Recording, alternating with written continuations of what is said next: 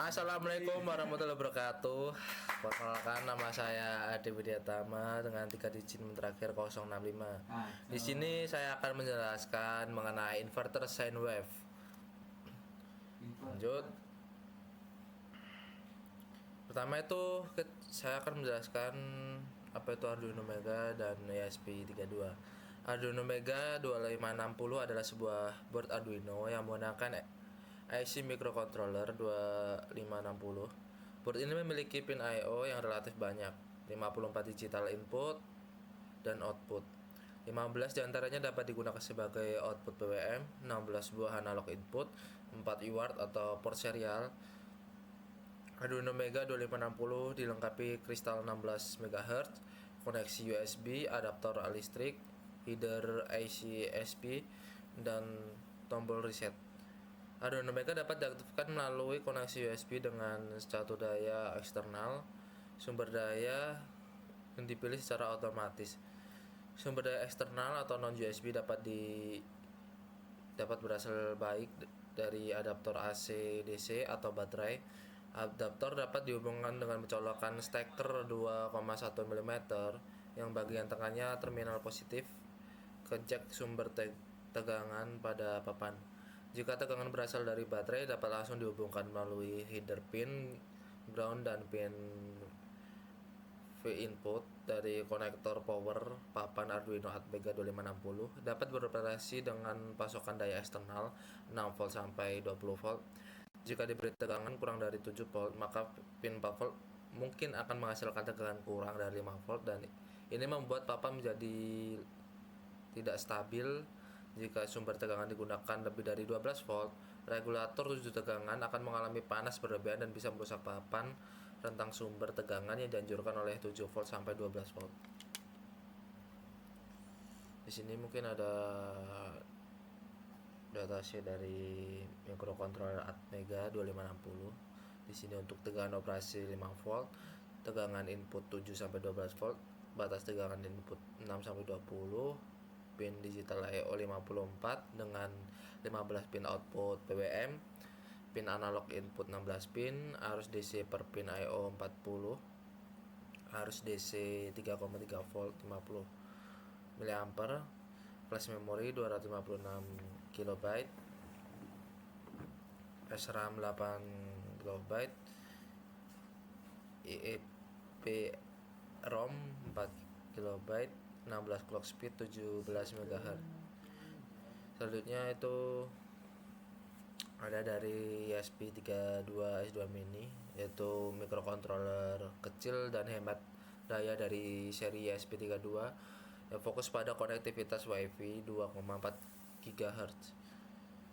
Dilengkapi CPU Extensa LX7 tunggal, USB OTG, bawaan USB-C sekitar 30 GPIO dan cocok untuk proyek IoT karena ukurannya lebih ringkas dan fitur lengkap seperti SPI, I2C, ADC, PWM. Serta dukungan pemrograman mudah via USB-C. Papan ini adalah versi yang lebih ringan dari ESP32 standar, ideal untuk perangkat IoT yang membutuhkan konektivitas nirkabel, keamanan, dan efisiensi daya dalam bentuk kompak. Di sini ada gambar input output dari Arduino Atmega. Dan ini dari ESP32. Selanjutnya ada penjelasan mengenai modulasi sinyal sine wave. Modulasi sinyal PWM dengan sine wave adalah teknik untuk menghasilkan gelombang sinus menggunakan sinyal PWM. Pada dasarnya microcontroller kita nggak bisa langsung generate sinyal AC sinus karena outputnya cuma digital atau high to atau low. Nah, solusinya adalah pakai PWM yang duty cycle-nya diatur sesuai nilai sinus. Selanjutnya adalah penjelasan LC filter. LC filter merupakan rangkaian filter pasif yang terdiri dari induktor dan kapasitor yang digunakan untuk menyaring atau memfilter sinyal. Dalam praktikum ini, LC menjadi gelombang sinus yang smooth. LC filter bekerja berdasarkan prinsip impedansi yang berbeda dari frekuensi berbeda. Pertama, induktor. Komponen yang menahan perubahan arus. Induktor punya sifat impedansi yang meningkat seiring dengan frekuensi. Artinya induktor cenderung melewatkan frekuensi rendah yang menahan frekuensi tinggi. Makanya induktor sering disebut sebagai low pass element. Kedua, kapasitor. Komponen menahan perubahan tegangan. Kapasitor mempunyai sifat impedansi yang menurun seiring dengan frekuensi. Artinya, kapasitor cenderung melewatkan frekuensi tinggi dengan menahan frekuensi rendah.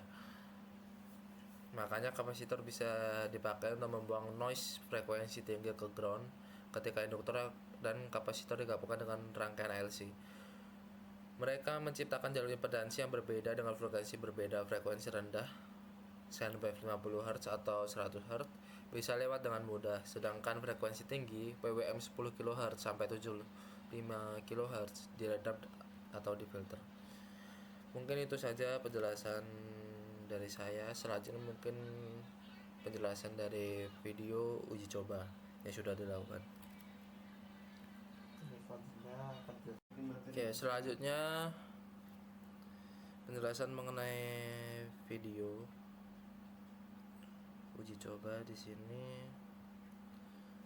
di dalam job sheet ada beberapa percobaan. Yang pertama itu percobaan sinyal sine wave BBM tanpa LC filter. Kita buka videonya terlebih dahulu.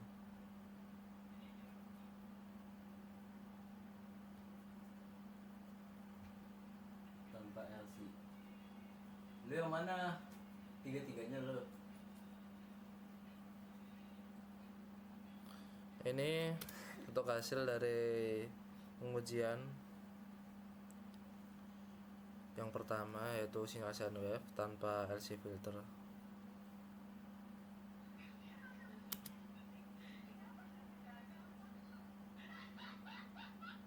Di sini menggunakan microcontroller Arduino Atmega.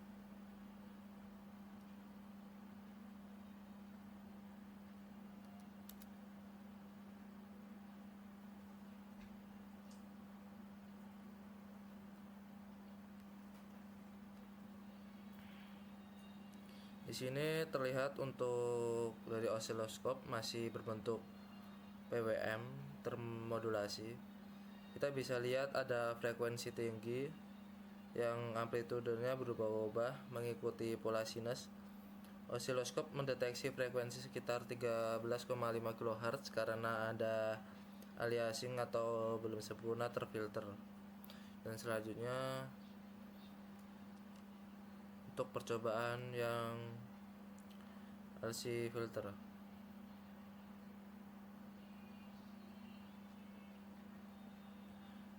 Di sini.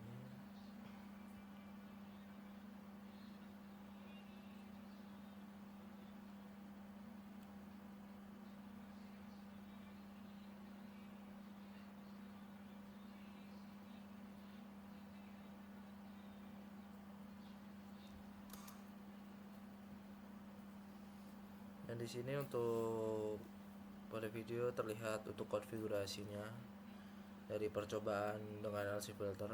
Di sini terdapat dari konfigurasi PWM, terus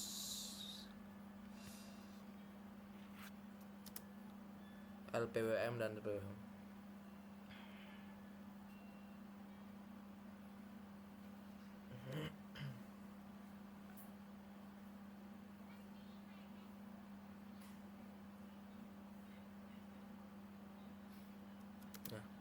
Dan di sini dapat dilihat setelah dipasang LC filter hasilnya sangat berbeda. Sinyal yang terlihat di osiloskop sudah berbentuk gelombang sinus yang smooth dan bersih. Komponen frekuensi tinggi 25 kHz sudah hampir hilang sepenuhnya, yang tersisa adalah gelombang sinus 50 Hz yang cukup bagus.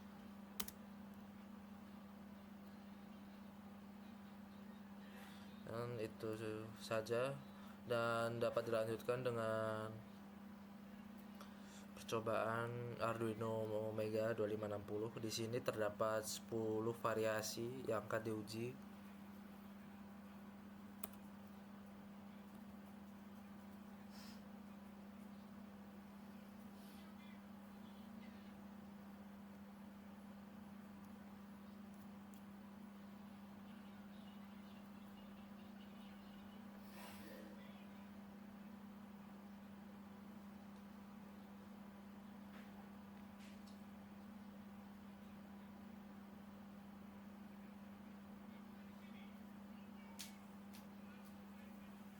Perbandingannya sama sih sebenarnya. Kalau beda mikro cuma beda ini doang kan, pasti kursornya doang. Tanpa LC perjalanan. Ini untuk yang ke satu itu dengan konfigurasi PWM 10 kHz, frekuensi sine wave 50 Hz, dan duty cycle sebesar 40%. Dan di sini untuk hasilnya gelombang sinus dihasilkan dengan baik pada frekuensi 50 Hz, duty cycle 40%, menghasilkan amplitude sedikit lebih rendah dan maksimal.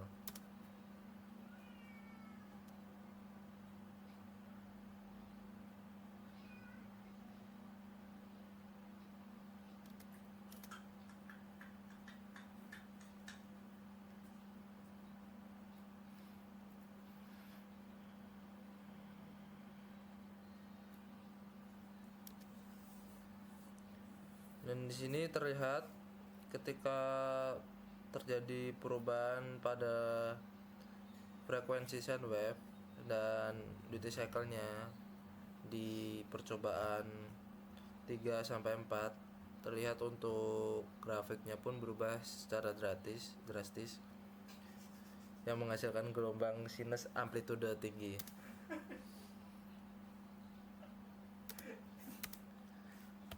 Itu saja, dan selanjutnya itu untuk percobaan yang WMOS atau yang ESP.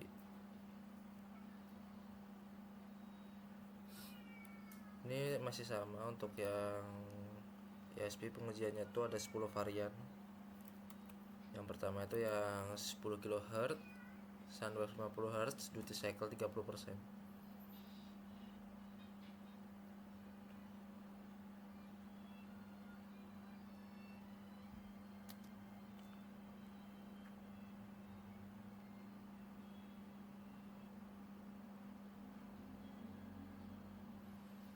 Dan untuk hasil dari pengujian pertama itu hasilnya tuh masih mirip dengan yang Arduino Mega, menghasilkan output yang serupa, gelombang sinus 50 Hz, berbentuk dengan baik, duty cycle 30%. Materi 10 tuh ada nggak tuh? Materi 10. Dan ini yang kedua, Dari kita dan untuk perubahannya masih belum terlihat, tetapi pada kualitas filtering lebih baik, dan duty cycle 80% menghasilkan amplitude yang tinggi yang menyebabkan mengalami kenaikan pada tampilan grafik.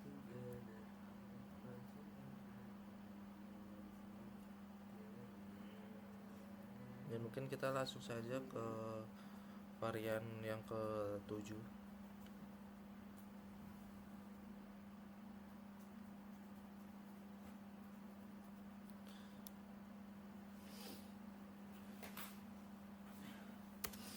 Nah, pada yang percobaan 7 itu kita kan menggunakan 40 kHz dengan sine wave 75 Hz, duty cycle 30.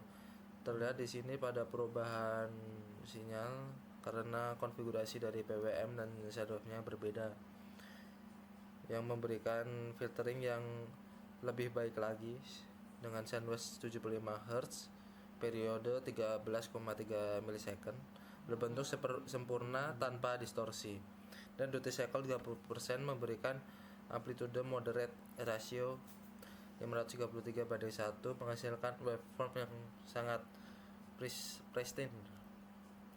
Mungkin itu saja penjelasan dari saya, kurang lebihnya mohon maaf. Wassalamualaikum warahmatullahi wabarakatuh.